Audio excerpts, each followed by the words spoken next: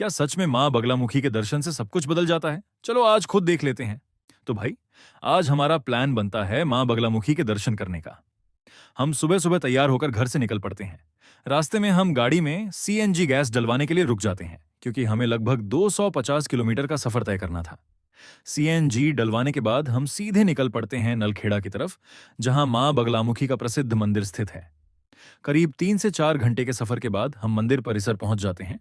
पहुंचते ही हम माँ के लिए नारियल और हार माला लेने चले जाते हैं। फूल वगैरह लेकर हम मंदिर के एंट्री गेट की तरफ बढ़ते हैं।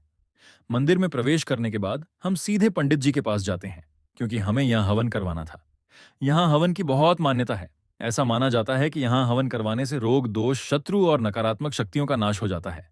पंडित जी हमारा हवन का स्लॉट बुक कर देते हैं, लेकिन हवन कुंड खाली होने में अभी थोड़ा समय था, तो हम माँ के दर्शन करने चले जाते हैं।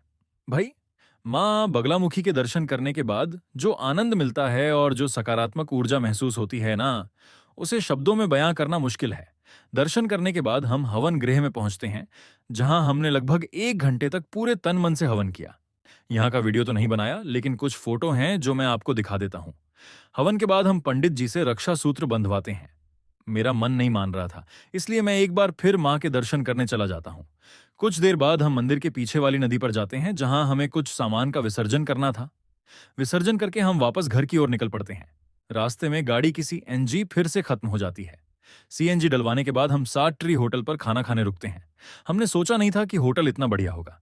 खाना खाकर हम फिर घर की ओर निकल पड़ते हैं और कुछ ही देर में अंधेरा हो जाता है। आओ भाई, तुम्हें मैं करनी सेना की पावर दिखाता हूँ। टोल पर पहुंचकर हम बस ये प्लेट दिखाते हैं और कुछ ही सेकंड में हमारी गाड़ी निकाल दी जाती है। तो भाई, ये है करनी सेना की पावर। कुछ ही देर में हम अपने घर पहुंच जाते हैं। मिलते हैं अगले व्लॉग में। जय मां बगलामुखी।